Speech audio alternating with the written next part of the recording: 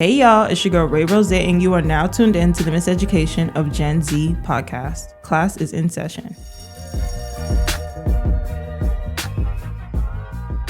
Hey guys, welcome back to the Miseducation of Gen Z, and today's guest is an up-and-coming fashion designer straight out of Harlem. Today's guest is Amiya Smalls. Hi guys.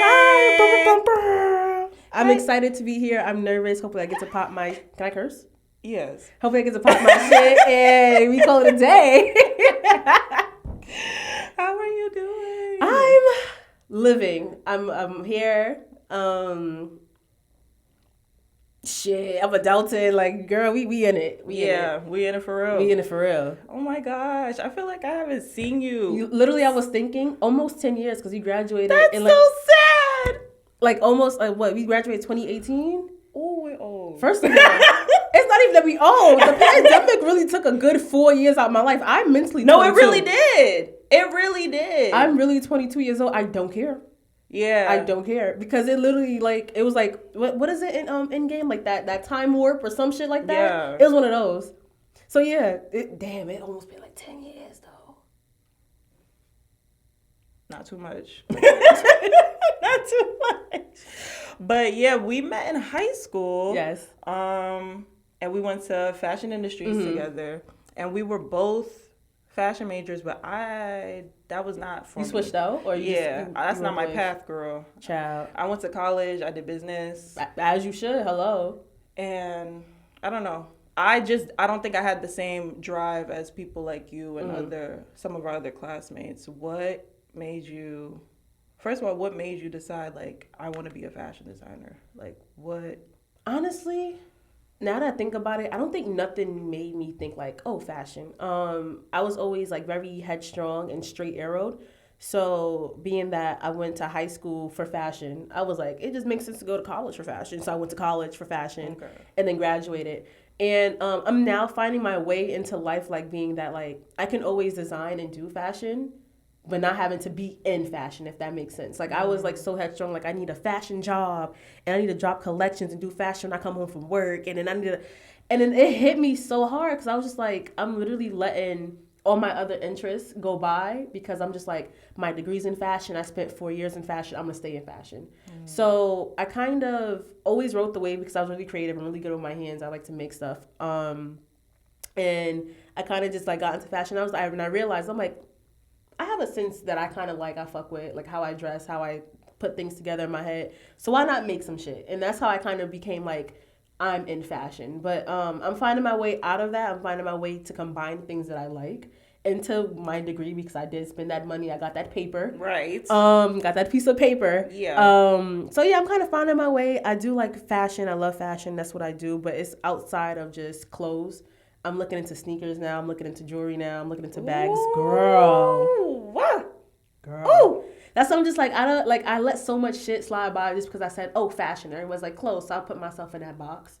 But I'm really just kind of like opening it up and putting other stuff in it that I like. As you should. So, yeah, we live it. We trying to figure it out. But I mean, I have nothing but time and opportunity. So that's where we at right now. I love that. That's super dope. First, when did you decide that you were going to start your own brand? Like, what, your brand is Under Pressure New York, right? Yes. So how did you come up with the name? When did it come to be? Like, so it first started as Under Pressure Designs in 2020. Okay. Peak pandemic. I was in school still. I went to the Fashion Institute of Technology. That's where I went in New York. Period. As a fashion major, and I would do all of that, whatever, and then my mom. If you have a black mother, you know. She ain't gonna let you waste no motherfucking time. She's like, what you gonna do with this? And so I was like, okay, fuck it, I'll make a brand. So I was just thinking about, like, names and stuff like that for my brand. I came up with Under Pressure. And the behind of it is that, like, there's so much pressure to be something. Being black, being a woman, being from New York, there's so much pressure to be something. So I was like, fuck, under pressure. Like, always under pressure with something. And I first started off with designs because at the time I didn't know anything else to do with that. So I was like, Under Pressure Designs, that sounds cool. So I just took that name. And then as I dropped my first collection underneath Under Pressure Designs, I was like, I had like this epiphany. And I was like, I want my name to be global. And so I came up with Under Pressure New York because it started in New York. And then in the future, fingers crossed, manifesting like motherfucker, I want like Under Pressure Milan and I want Under Pressure Japan. So I started with Under Pressure New York just because it's the foundation of it. I'm still under pressure. Pressure is always gonna be had. Period. And New York is where I found it. And then once I really get big, I went Japan, I went Milan, I went Paris, I went all the other places. So Under Pressure is for real, like solid. But New York is where it started. So Under Pressure New York. That's what's up. Yeah, and then kind of just growing towards it, finding myself, finding my style, finding what I really want to do, design for it, like what I want to put out, and that's how it came to be. But it all started with a black mother. If you don't got one of them, sorry for you. I don't know what to tell you, sweetheart. Yeah. But it all started with a black mother, not wanting to waste your time, and she gonna make sure you put a little something on it, and I had to stick to it because one thing about black mom, they're gonna be like, okay, what we doing next? Right. You're like, damn, I just finished. Can I breathe? Like, can I breathe? No, you can't. So that's how Under Pressure came. But that's so real because the world really won't let you breathe. It won't let you breathe, but damn, shit. Let me breathe. I remember I had dropped my first collection, I think in 2023. My co-worker at the time, she's a fashion designer too. She also went to FIT, good Lord. And she was like, hey, do you want to take part in this collaboration and show? And at the time I was always scared because like I always thought my shit wasn't good enough. When you go to school with a whole bunch of people that design and have different mindsets than you see their work, you always have like that self-doubt, like my shit not good enough. So at the time I was like, nah, I'm just gonna watch you, I'm gonna let you do what you gotta do. And she's like, okay, let me know. So the show went down in September during New York Fashion Week, around that era. She told me, I want to say in July, maybe late June. So I was notified like months in advance. Went to Puerto Rico with my homegirl because it was her birthday and was fucking working on the collection in July.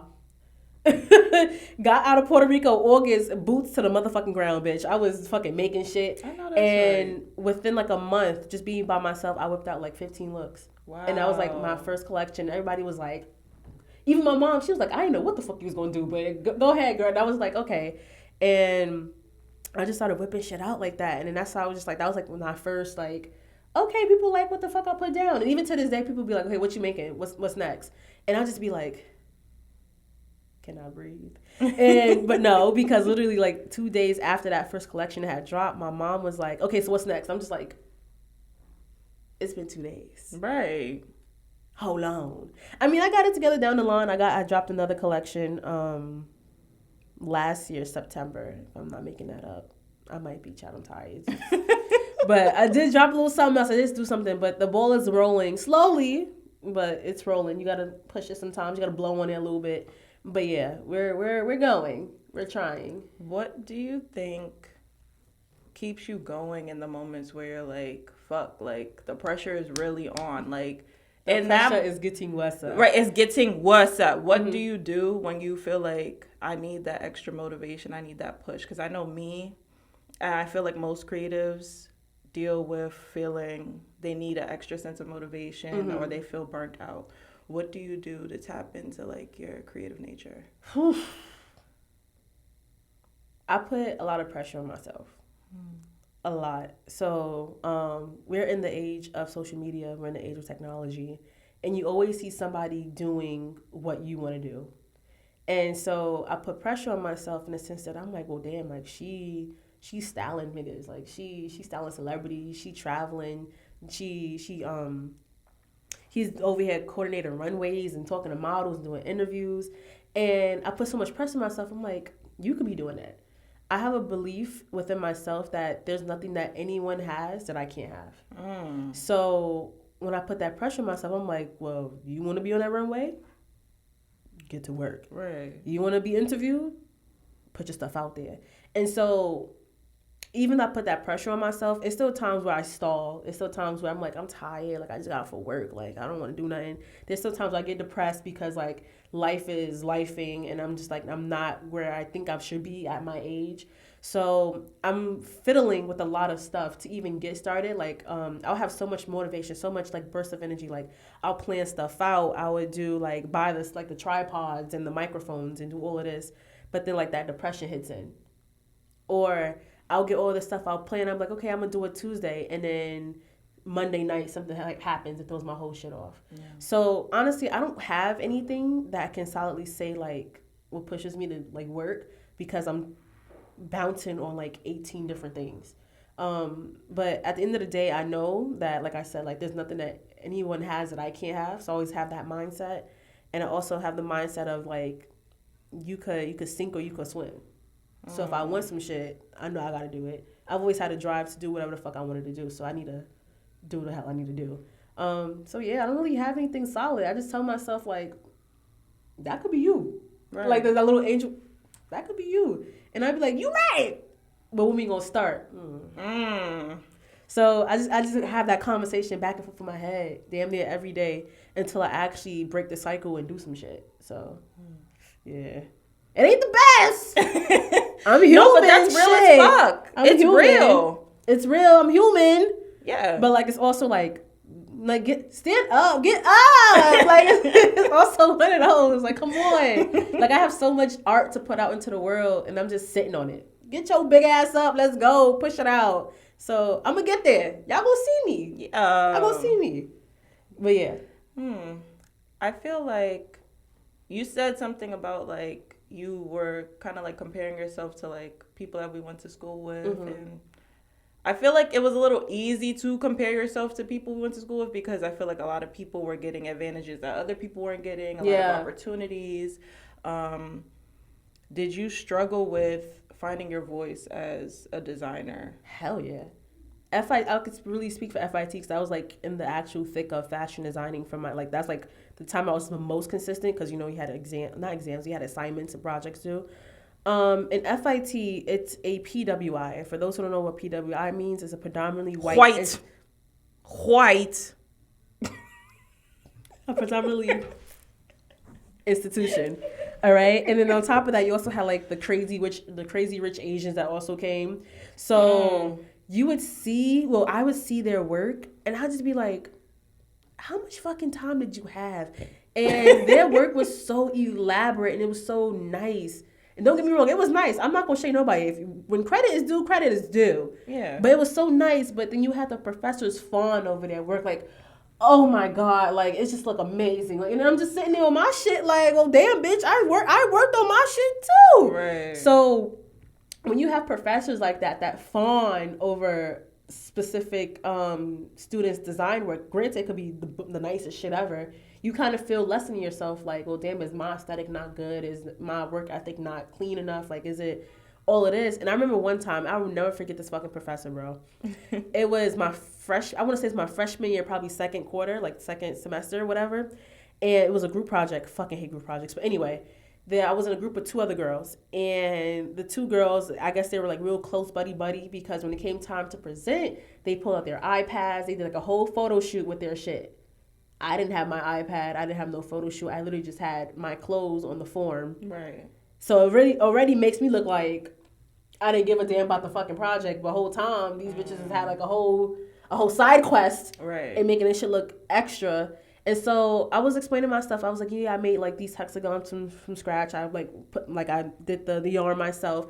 And she was like, I said, I remember verbatimly, I said, I wanted like a clean, straight look. She said, oh, well, it's not that clean. And then turned to them, I'm like, wow, there's other ways you could say shit.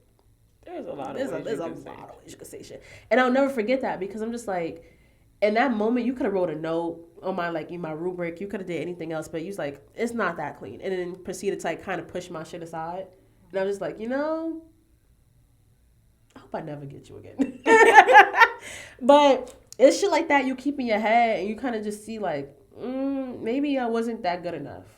But then you step out and you kind of get your own sense of self, and you're like, you know what? FIT, in my head, I feel like FIT is a very like cookie cutter mode. They want you to design a certain way. They want you to draw a certain way. They want you to have this aesthetic. And I don't fucking have that. Yeah. I came from the projects in New York. I came from the nitty gritty. I've seen some shit in my life. So I'm not going to design delicately. Right. It's not in me.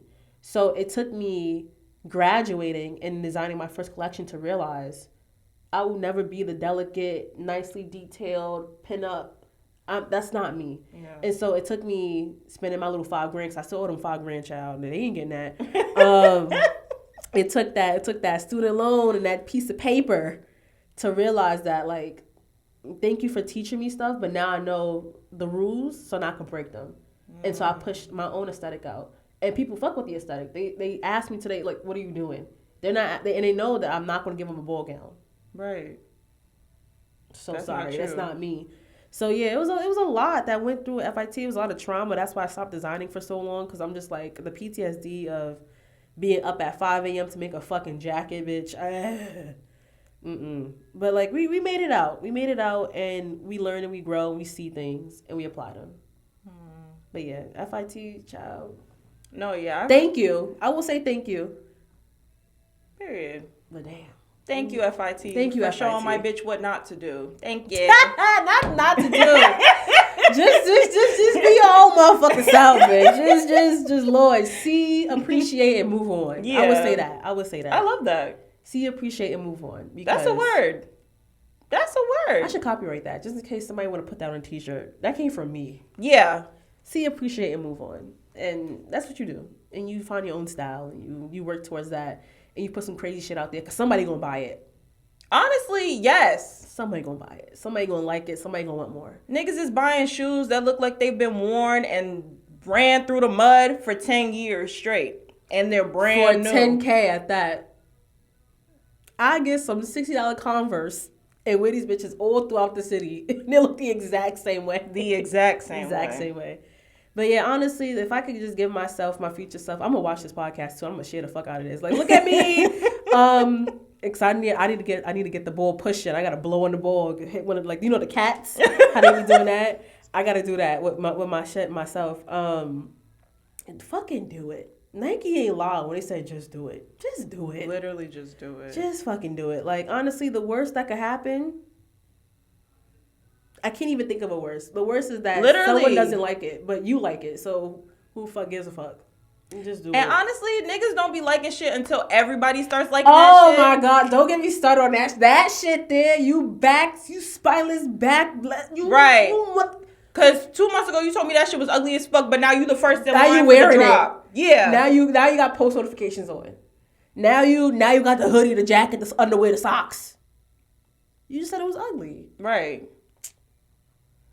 But honestly, I will say, I think there's only one trend I've jumped on that I was like, this shit is ugly as fuck. I would never jump on that trend, and I jumped on it. What you jumped on? Crocs. Don't do Crocs. I love but Crocs. in elementary school, you was getting flamed if you wore Crocs, but First they weren't. I didn't even know Crocs was a thing in elementary school. What? I got my first pair of Crocs when I graduated college. I got my first pair when I was in college too, but when I was in elementary school, we saw niggas with Crocs and we was flaming them. I don't care what the fuck you got on your feet, because they didn't have the fur line. They only have basic colors like dark ass blue, because they were for like nurses and shit. So they wasn't for I didn't know Crocs everybody. was a trend. I love me, so I can't wait to wear my Crocs to work. I love Crocs. How? But if you had asked me at like 11 years old, do I see myself buying a pair of Crocs? I would have told you, what the fuck are you talking about? Oh my God. I didn't even know that. Yeah. I don't think I've jumped on any trend, if I'm being completely honest. I do like dad shoe though. Like that chunky ass, like you like have orthodontic, like you got knee pain. I love me a good chunky shoe. I think it's because I had to wear orthotics that I don't you hate want them so bad? No, like I'm not going out of my way to wear no shit that looks like orthotics. Are you crazy?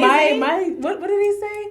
What the fuck is that word? My disability is not your costume. It's not. I love me a good chunky sneaker. I feel like because I also wear, like, I like to wear baggy clothes. So the chunky sneaker just it's gonna cover it anyway. It's gonna cover it anyway. But I love me a good chunky sneaker. I love me a chunky sneaker. No, I don't know. Like, there's some shoes like what's the brand? Asics.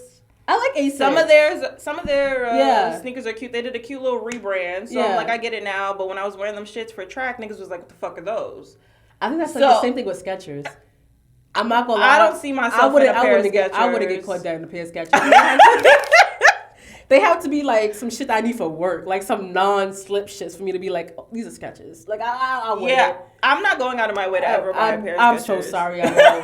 I'll jump on Saucony wave first before I jump on Skechers. I was wearing Saucony and niggas was flaming me. Saucony. I just found Saucony's Instagram. I said, oh, these are cute. That's what I'm saying. That's why I'm like, yeah, like shit is whack until that shit is popping and now everybody want to wear that shit. I promise you, I was getting flamed for wearing Saucony Asics. I had a pair of Mason Margiela sneakers when I was in high school. Niggas didn't even know what those were. They didn't know what those were. And I was getting flamed. Now everybody want a fucking tabby. Bitch, fuck you. I was a tabby before Tabby had a tabby. What are you talking about? Exactly. Who the fuck is Tabby, bitch? Nah, honestly, in middle school, even high school, I had no, damn sure not elementary. I ain't have no say-so to say shit about nobody. First of all, I was getting cut ass because I couldn't see. I had glasses, bitch. Like, I couldn't say shit to nobody. Until I fucking grew 2020s overnight, I had to keep mute. What? I couldn't say shit to nobody. What? I couldn't even cut ass if I wanted to, bitch. You had glasses. Shut up. Oh yeah, I was quiet. I didn't even try to chuckle when niggas was getting flamed in my vicinity. What? The energy comes to you? Fuck you laughing. Like, bitch.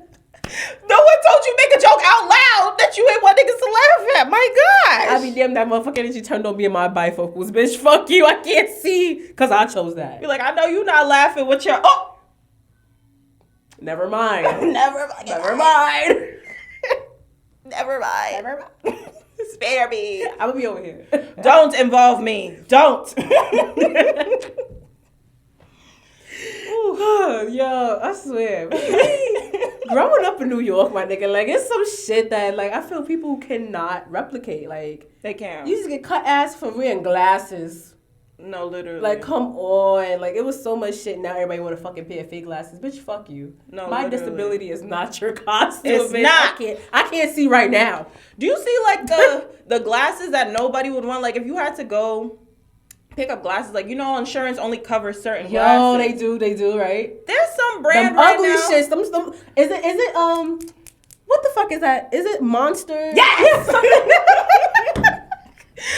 I'm like, when the fuck did these glasses become cool? What is it called? It's something Monster. With the Monster something, but they're bugging out monster ass prices. Why are you charging thousands for some fucking heavy on the insurance glasses? Those are insurance glasses. And I feel like if you had insurance and you had glasses, you know exactly what glasses we're talking about. We're talking about the small squared eyes. Yes. With the wire frame. God forbid you had a high prescription like me, bitch. Them fucking lenses was thick out that motherfucking wire. And them shits was this thick, just hanging up the back. Like you couldn't see shit. But yeah, so first of all, ooh, that just brought me back. I'm so glad I got money now, bitch. I can go to Zulu and buy me a good pair of glasses. Because the last time I had a pair of insurance glasses, I wore them bitches for like 4 years straight. It was a nice, good frame. It was nice and thick. It fit my face. I was not about to get a new pair of glasses. That was like right here, the little beady eyed shits. Real. The little, what they call them, the siren librarian glasses. Yes. Y'all sit there and take everything that was not popping and make that shit and turn that shit cool. And it's like, and y'all really be falling for it every fucking time. The siren library glasses. I was like, yeah, I know they don't fit everybody's face shape, right? It doesn't. That's another. I saw somebody wearing those the other day. She don't even have them on like her face for real. Like it was just right here, just chilling on like the tip of her nose. I was like, this is performative as fuck. And I don't really like to call people performative too much because I'm like, you like what you like, do what you do. Heavy. But that shit is performative as fuck. Like you're not looking through the glasses. I don't see glasses up. I don't see that. You know that little like mirroring effect you would see on glasses, and you could tell somebody got prescription. I said, bitch, there ain't no prescription in those glasses. Why are they chilling down here like this? They just lens. They're just there. They just lens. I was like, I like you, but I don't like this. It's something off. It's something off. I can't pinpoint it yet, but it's gonna come out soon. I'm gonna see it soon. So right now you are in the process of doing a rebrand for Under Pressure New York. Yes. What has that process been like? And what do you think sparked, like, I need to really lock in and change shit up? So I'm going to do the spark first. The spark for me was the second collection I dropped last year. Mm-hmm. For, I think I did Harlem Fashion Week. I found the company I liked. I was like, okay, I'm going to fuck around and do it. It was a 5-piece collection, nothing too crazy. But when I saw, it's always when you, what they say? You can't compete when you can't compare. Like some shit like that. But it wasn't like on some like, don't downplay yourself, but it was just like everybody's shit was so good, and I was like the only streetwear designer there. Like everyone had like evening dresses. Like when I say evening dresses, bitch, I mean they had the train, they had the embroidery, they had the feathers, they had the leather.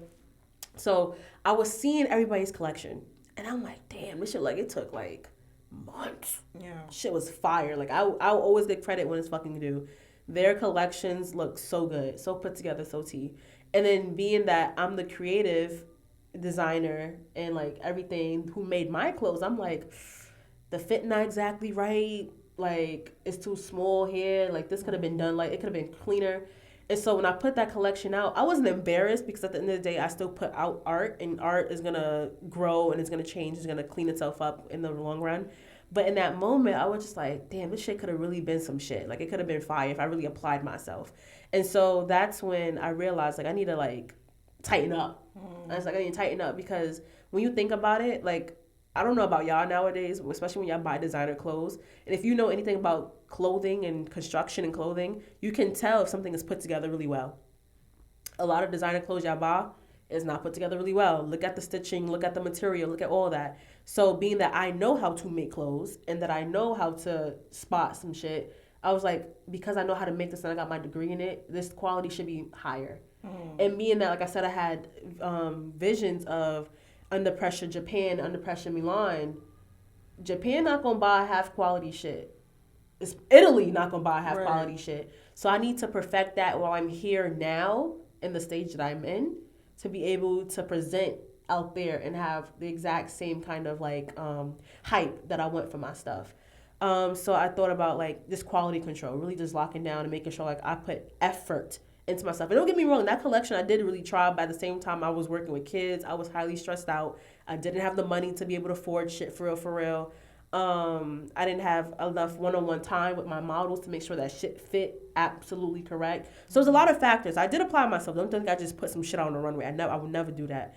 But in total, just kind of like figuring things out, like how to make things more effective for me, how to make sure that I get the look that I have in my head, how to make sure that I'm represented in the clothes that I put my name on. All that shit came from that second collection when it all like walked on the runway and I saw it in like the high beams and lights. I'm just like, you know, we can do so much better. And I put that pressure on myself, that under pressure. I put that pressure on myself and I was like, you know what? Shit could be done better. We can always do better. Always. The bar is always gonna keep climbing, so I'm gonna keep chasing that bar. Right. So that's how the whole brand rebrand happened, and that's how like I was just like, you know what, we gotta lock in for real. We gotta really apply what we paid for. That's all it really is. And then when that day come, I'm gonna be hyped. Look at my shit. But then we gonna be overseas with it. So start small now to build bigger later. Set the foundation. Right. Yeah. What do you think has been the most challenging part of this rebrand process so far? Starting. Jesus. Starting. And I was so good one time, right? So for this year, for 2026, I really dedicated myself to breaking my year up into quarters. Because it's like this whole trend now. That's the one trend I would jump on. I've seen that. I like it. Yeah. I like it. Did I fumble a little bit? Yeah. But you know what? I still had the idea of, this is the first quarter. We're now in the second quarter. April to June is the second quarter of 2026. So we just entered our second quarter. And in my first quarter, I had set my goals out for what I wanted to do for 3 months. I was like, I want to start planning my content out. I wanted to start pumping the content out. I wanted to just start moving. So I had the idea in my head. Like I sat down in my bed. I was crisscross applesauce. I was meditating. I was praying on it. I was manifesting on it. Did all of that. I was like, okay, I'm going to put the money aside to buy a ring light. I'm going to buy a camera. I'm going to use my phone. I'm going to get microphones. Got everything. Shit.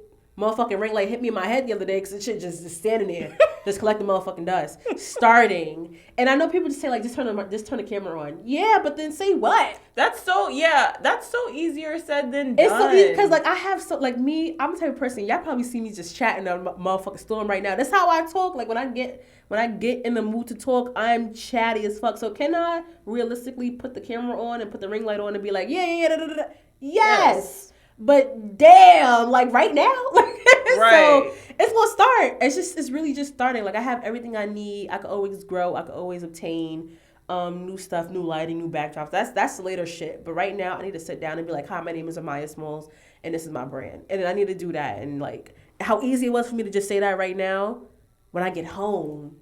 I was just about to say, like, girl, if you don't, when I get home, because I know you told me, you was like, oh, I don't have nothing to do today. That's what you have to do today. I was gonna go to the candy store around the corner first. Go ahead. A little sweet treat. Yeah. A little incentive. Motivation. Hey. Yeah. But I feel like I need some shit like this. Like I need to be out my house, but because like I feel like I've created the space in my rooms. My room is my studio. My room is my apartment. My room is my bedroom. So I have so many energies going on. I think I need to like actually like really like put the money down to get a space and be like, let me just sit down and do this shit here. Because I think when you have different spaces for different energies, shit gets done. Because if I see my bed, you just want to be on the bed. Hello. Yeah. Don't let it be made up, child. No, for real. Don't let a good air be coming in through the window. Don't let me have just 8. I'm gonna sit down. Yeah. So yeah, it's really just starting, and I feel like that's always a fucking because like once I'm in it, I'm in it. Yeah. One thing about FIT that I will thank FIT for is that when I work. I have to pee. I'm hungry. I'm gonna work, and I'm like I'm gonna pee when I'm done. Even though it's toxic, it's bad. That work got done. Right. So once I'm working, once I'm in it, I'm working. So I need to start. We gonna start today. Check back in with me in like 2 weeks. Okay. 2 weeks. Okay. I ain't pinky promising shit. But check back in me with 2. It's on camera. This is your accountability partner right here. Check it back. I'm gonna start. Hey, y'all can track me too.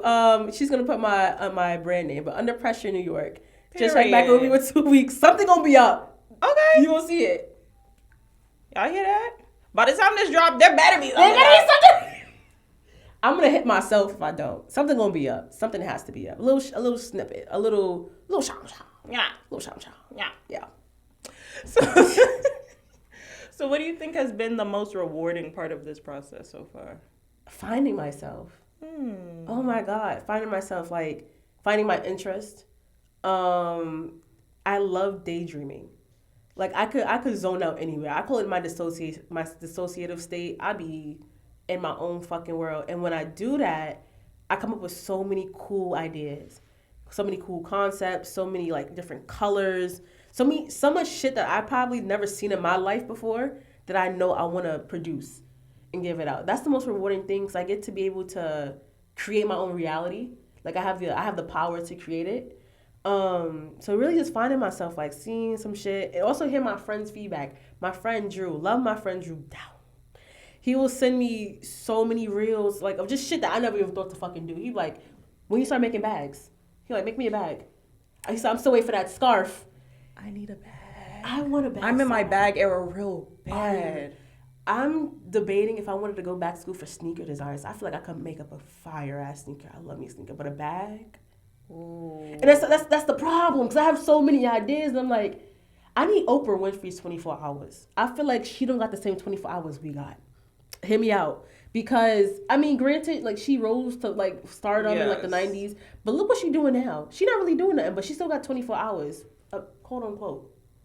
I need the rich people 24 hours. I feel like, what are y'all doing? Y'all is not doing the same shit y'all doing the same 24 hours I got. But it's because we're doing shit alone. We don't have a team. We don't have. You absolutely right. Yeah.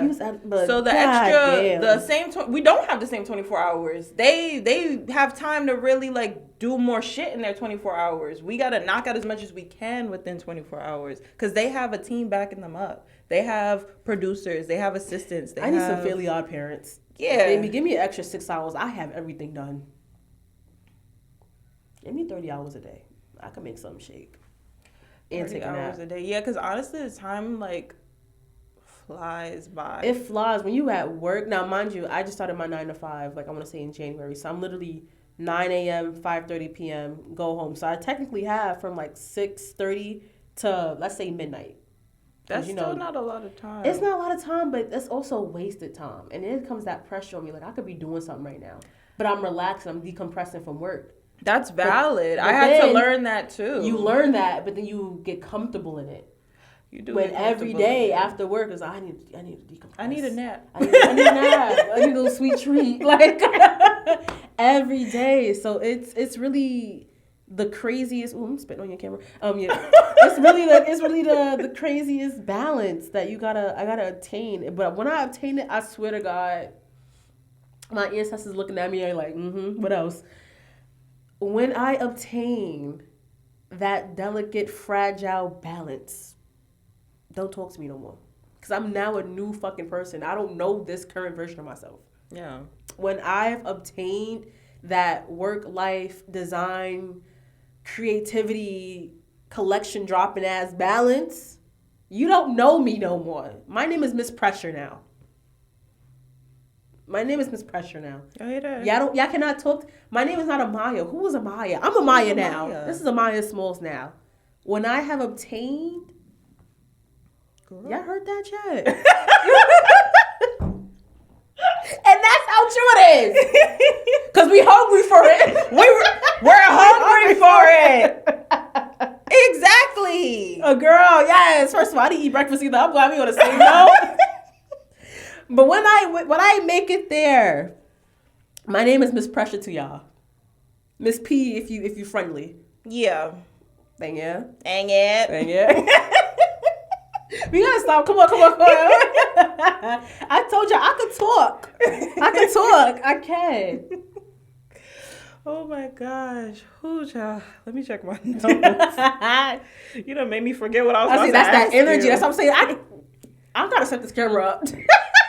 I gotta Set it up. I gotta set it up and just keep it rolling and just be, what's up? Honestly, yes, because you see how we was talking. I had pressed record and I was like, oh shit, I didn't press this to record. Honestly, it'd be like that. Just press that shit. Even if you don't have something to say like right away, right? It'll come to you. Like even I gotta get my Zoom. I already downloaded all the apps. I got the microphones. I got the camera light. Okay.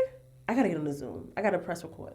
I gotta sit down and be like, hi, and we gonna do it. You're gonna do it. 2 weeks. Y'all gonna see some shit. You're gonna do it. Yeah.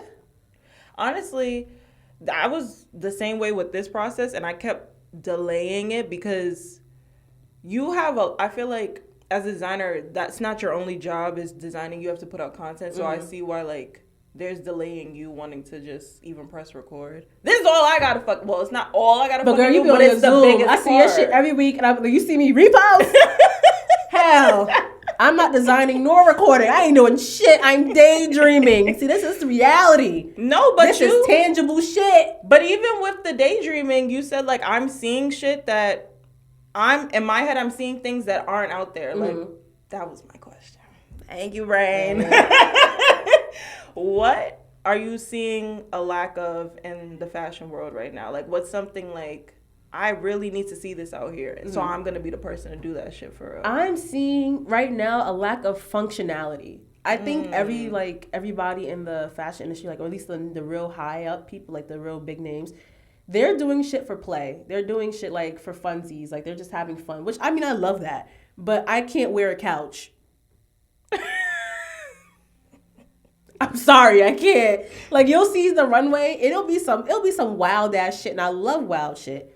We can't wear chairs on the subway. Like, we can't.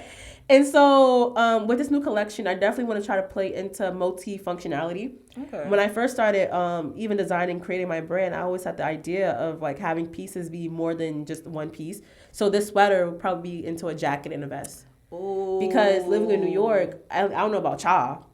My closet about this big. No, I'll put 2 or 3 jackets and a sweater, and we at max capacity. So I wanted to make sure that my clothes have multiple functions to them, and they could also be a part of a capsule. So I could wear this sweater with this dress, with this skirt, with these pants, and still look good.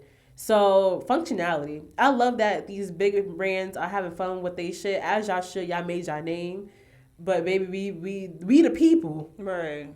We the 9-to-5ers. We the MTA takers.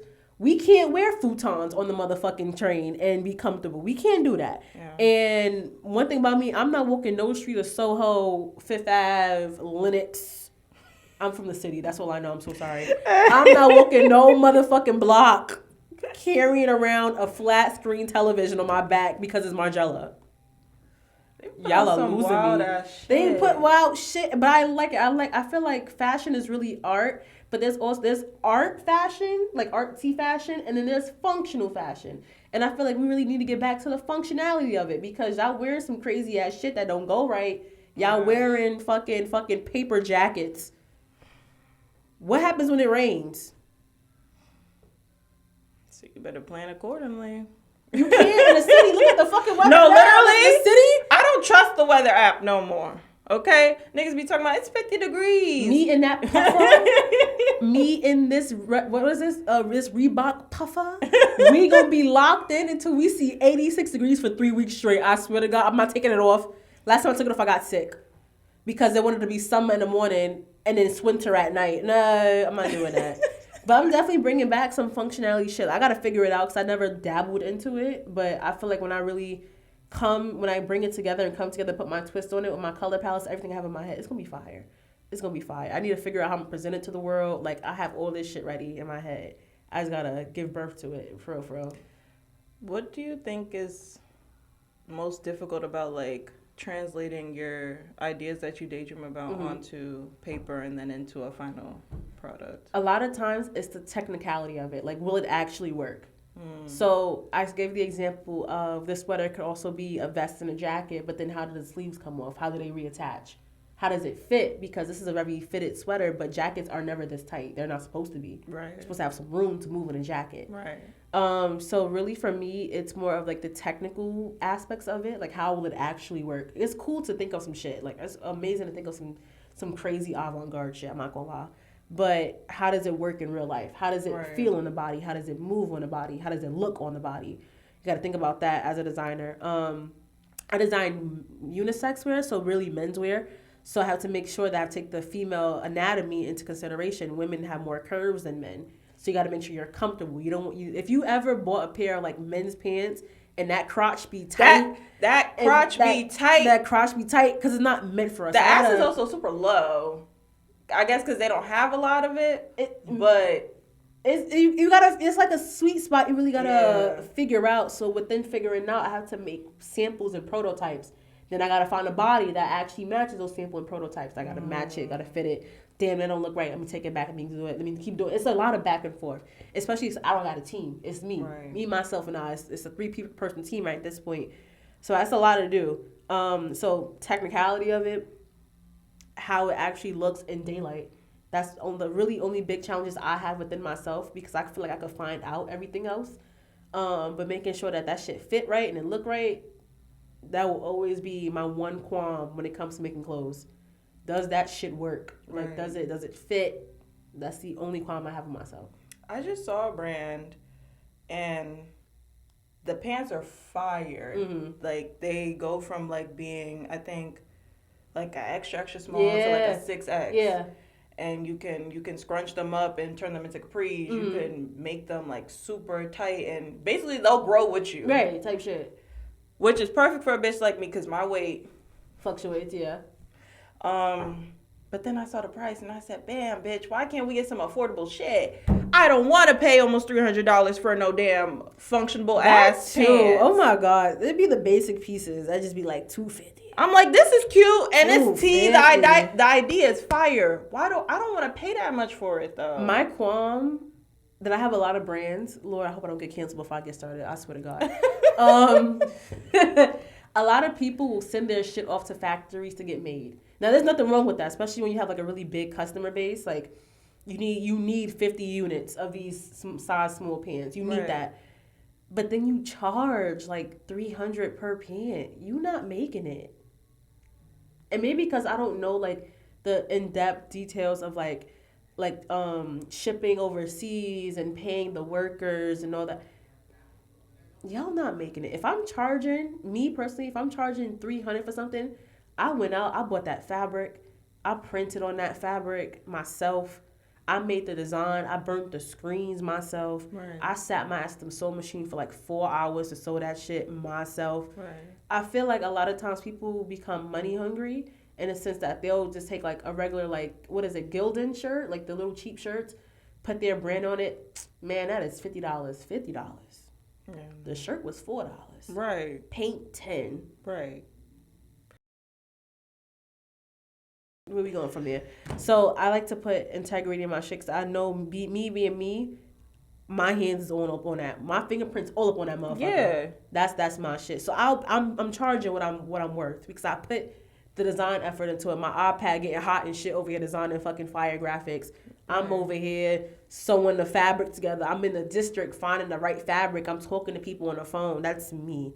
So the prices. So you're getting what you pay for. You're getting what you pay for, and I'm getting what the hell I put into it. Like, that's a Right. lot. $250 for a pair of pants.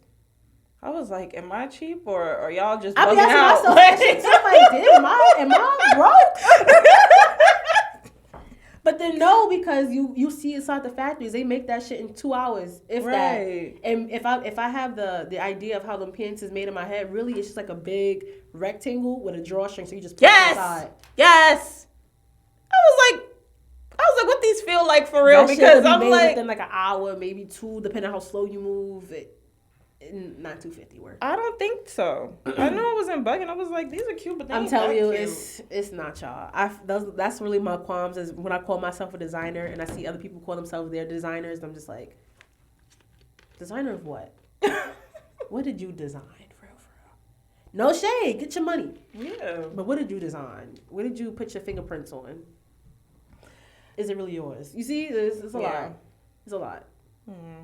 Okay, so last few questions before we wrap up. Let's do this. How has tapping into your spirituality changed the way that you go about achieving your dreams? I give everything, every problem, every qualm. I call it the Holy Spirit, the Most High, whatever you want to call it. Some people might call it God. I give it to them because I feel like if I was given the idea, the gift, that they won't let it go to waste. So I say, like, every morning I thank God for, like, the new day, new opportunity. I could do nothing with it. I could lay in bed all day, but it's a new opportunity that I was given. Right. A new opportunity to do something. So I was always just blessed with a new day to do something. Like I said, I could just lay in bed, but I got that day. I have another day, hopefully. I can do that. I kind of just, like, really hunker down and think about it. I have an altar. I'm spiritual. I have a ancestral altar. So don't come in this fucking podcast talking about demons. No. I talk to my ancestors. I hope to have them guide me, my spirit guides, my angels, if you will, to guide me to seeing things. And I feel like when I ask them, when I pray on it, when I, like, ask for guidance or inspiration, I always get it. I'm divinely favored like that. I'm like, damn, like, I just need to figure out how to do this. And pop, here come a video. Now, either that's the ancestors and the spirits or the FBI. But either which way, I got the answer I needed. You ever be like, I need some new pots and pans. Here come Amazon. Pots and pans on sale now. So whether or not it's Big Brother or my ancestors out there, I still get what the hell I need, what I asked for. And it helps me because, like, instead of me, like, scratching my brain trying to figure it out, I know that some way, somehow, it's going to come to me. It's going to get done. And when it gets done, I'm just like, damn, thank you. Because, like, I was really, like, itching my brain, like, how the fuck do I do this? And Drew sent me the reel, like, hey, look at this. Hey! Thank you. Won't do it? So, yeah, just really kind of believe in myself. Also, believing in outside of myself. God, if you're really religious in that way, that's outside of you, honestly. So kind of, like, putting my faith in something outside of me that things will go the way I want it to go kind of helps me, like, kind of decompress a little bit off myself. It lets me know that I'm not just here by myself. There's something or someone looking over me. And so I kind of just, like, move about and just let the spirit move me, if you will, and direct me where I need to be. And so that's how I end up where I be. Yeah. Love that. I love it. Okay, so last question. Okay. If you can give any words of encouragement to the aspiring designers out there watching, what would it be? Let me center myself for this one. Excuse me. All right. It's your auntie pressure coming in right now. Any words of encouragement, or I would say, ooh, it got so serious for a second. Ooh. I would say cry about it. Cry about it, release it, take that nap, get that sweet treat, put it down, pick it back up, Put it down again, leave out the room, go on a trip, come back, because it's going to be there. It's going to be there.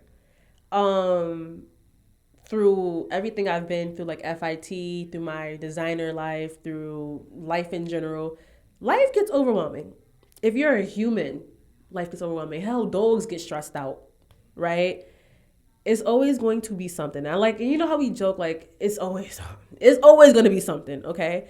So when you feel that need and that urge to cry about it, to say fuck it, to walk away, because it's going to be exactly where you left it when you come back.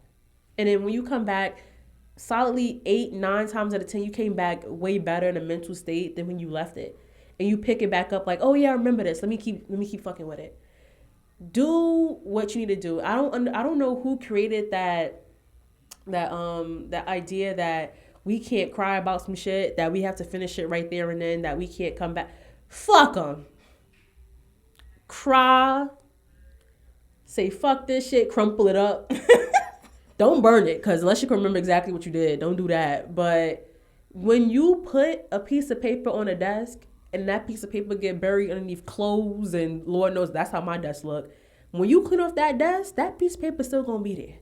And it's gonna be waiting. It's gonna be like, hey sis, so what we doing today? And you're like, you know what? And then you sit down and you really get into it, and you be like, okay, that wasn't gonna work, but I like the way how this looks now. Do what your body is telling you need to do, because it's your body trying to reset. You need to factory reset every once and again. Hell, if you need to do it every day, do it every day. But as long as you get back to what you originally had thought of, or what you originally wanted to put out into the world, you're fine. Even if it's months from now. As long as you come back to that thought, either better, stronger, smaller even, it's still that your thought that you came up with. Now it's time to really push it out. So yeah, bitch, cry. I be in that motherfucker just stressed. That me with the guy with the cigarette. That be me. That be me. Just be stressed out. But you cry, you release it, and then all of a sudden you have a new color palette in your head. How that work? I don't know. Cry. Leave it alone. Come back. Say fuck you. Take a trip. Get a sweet treat. Take a nap. If you don't take a nap, it'll be right there. It'll be right there. I love that. That is such a word. So before we go, I did want to play a quick little game with you. Okay, let's do this. Okay, I'm excited. So it's a short fashion quiz. I just want to see Woo! It's. Child, I'll try. Do I need my glasses for this? No. Okay. No, you don't need your glasses, but it's a short quiz just to test your knowledge on They gonna be like fraud. No, I tried not to pick hard questions because I'm like, bitch, I'm not outward doing all this research, all this. Think, bitch, think. I'm not doing all this extra research. Hello. Well, it's like, bitch, you don't even know what the fuck you asking her right now. I'm not doing Okay, that. okay. Fingers crossed. I know something, child. Yeah, I have faith in you. And it's super short. Okay. Yeah. Let's see. 1. So the first question is, which of these brands was founded in New York City? Okay. Ooh, child. So go ahead. A, Pele Pele. B, Timberland. C, Supreme.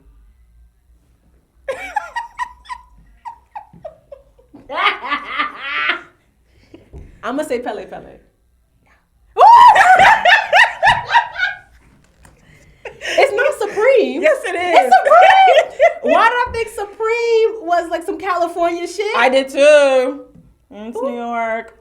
Yeah, Pele Pele was founded in Detroit. Detroit. I saw that shit. I said, wait a minute. Because niggas love him a Pele Pele. Yeah, but I think he just got it popping out here. But that shit is started in Detroit. Child, it's okay. Now, okay. In all honesty, in all fairness, these are all popular New York brands. No, not even that. FIT taught us couture, darling. We learned French. And we know shit about New York. Oui. Damn. You fucking up already, child. Damn it. It's okay. It's okay. So, I feel like you'll know this one. I feel like you will. Okay. I have faith in you. I have faith in that first question, too. And look how that happened. Which New York City borough is designer Dapper Dan from? Oh, Harlem. Yeah. Well, borough Manhattan, but Harlem is really its own borough. I don't give a fuck what y'all say. It is. But Manhattan is technically Harlem. Yeah. Okay. I had a student, I had to tell him Harlem is not a borough, babes. He was like, yes, it is. That is. I don't give a fuck. It has its own culture, so I see why he thought that. Uh-huh. But he didn't even realize Staten Island was a borough. He's like, that ain't no damn borough. That's a plot of land. Next question. Ooh! I know one of my Staten Island friends go back, bitch. That I can't say too much because I went to college in Staten Island, but I didn't. I was on the mainland. I was in Manhattan. So the last question: which designer is known for their activist-themed handbags? Okay. A. Telfar, B. Brandon Blackwood, C. Marc Jacobs. What's that black grandma with the activist? It's not Mark. It can't be Mark. Oh, I haven't seen. Love you, Mark, but I haven't seen. You got your little nails done, and that's as much black community you've done. I'm so sorry. Brandon, I'm not really familiar with a lot of his brands. I know his name usually be on it. Mm-hmm. It has. If I get this shit wrong, it's truthful. It's not so hard. It is Brandon. I don't know shit. It's okay. Ooh. Fraud.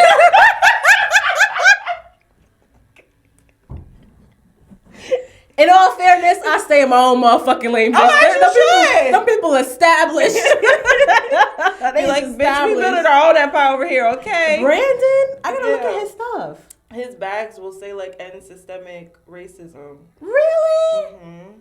You know what I am thinking of? Is it CISE? That brand, Protect Black Women? That's why I'm in my head thinking. They do that too. Yeah. It's a few brands. But I was thinking Brandon Blackwood. Okay. Yes. Like I said, in all fairness, I stay in my motherfucking lane, bitch. These people are already established. They have a following. They be pumping out collections. That's their business. That's see, this is my lane. That's other black people business. I don't be other people that got nothing to do with Right. me. Well, say I failed, but we learned something today. We did. Speaking of learn, as we're wrapping up, all right, what is something that you have either learned, unlearned, or relearned, or learning, unlearning, or relearning when it comes to creating your dream life? Shit takes time. Mm-hmm. I don't know who the fuck told us shit happened overnight. I feel like with social media, you see literally people blow up overnight, so you feel that that's supposed to be life. Shit take time. I'm one person. I have a 9 to 5. I'm trying to move out. I'm trying to get a fat ass. I have so much shit I have to do. I'm trying to heal my gut. Like, I'm doing gut health shit. Is so real. And none of that shit happened overnight. If I could have a fat ass by tomorrow, I wish y'all will see a different side of me. And no stomach issues. And no stomach issues. No skin issues. But I can't.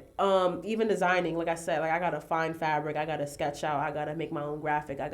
That's at least a solid month of work in its damn self. Right. So shit takes time. I'm only one person. I don't unfortunately have the same 24 hours as billionaires, so I got to use my 24 sparingly. But yeah, I'm gonna get there. When? But I do know I'm trying to retire by 27. So okay, I'm done. This shit ghetto. But shit gonna take some time. For me, 2 years. But for y'all, it's gonna take some time. I don't know. I know that's right. I got 2 years under my docket. Fuck out of here. I can't keep doing this shit. Absolutely not. It never gave. Oh my gosh. Okay, so y'all know I always have a question for y'all. So today's question is, what is one dream you've been scared to take on seriously? Drop it down in the comments below wherever you're listening or watching. And if you don't feel comfortable doing that there, you can always DM me. My DMs are always open for y'all. And if you do feel comfortable enough, you can share it on your story so I can repost it. Okay? Clock it thing, yeah. So, I want to thank you so much. Thank you for having me. I'm like so excited. I feel like I was just talking. It was a vibe. It was a vibe. Yes, no, this was definitely a super fun episode. I want to thank you so much for coming on. Thank you for having me. Of course. Do you want to let the people know where they can find you on social media? Yes. Let me look into the camera. So we can look out for that. For the 2 weeks. That content. Now, if you're trying to make sure I keep it to my word, you can follow at underpressure.newyork on Instagram. It's my fashion page. That's where I produce all of my stuff and put it to the world. If you want a little kiki and a laugh, I am at Crems, CCREME World, Crems World. That's just me being stupid. So if you need to laugh or chuckle or like, what the fuck is she on? That's that. But from 2 weeks, head over to Under Pressure New York and you'll see everything unravel, everything I talked about, everything that's in my head come to life. That's me. Period. And as always, you guys can keep up with me at Rai Rozay. That's with 2 I's and 2 Y's. And follow the podcast at TMOGZ Podcast. We're coming at you every other Tuesday. Not next Tuesday, but Tuesday after. Hashtag TMOGZ Tuesdays. And yeah, I am so excited for y'all to watch this episode. I hope y'all love it as much as I loved recording it. And I can't wait to see y'all next time. Thank you again, Amiya. Thank you for having me. Thank you. I love y'all. Thank y'all for rocking with me and love y'all. Bye. Bye.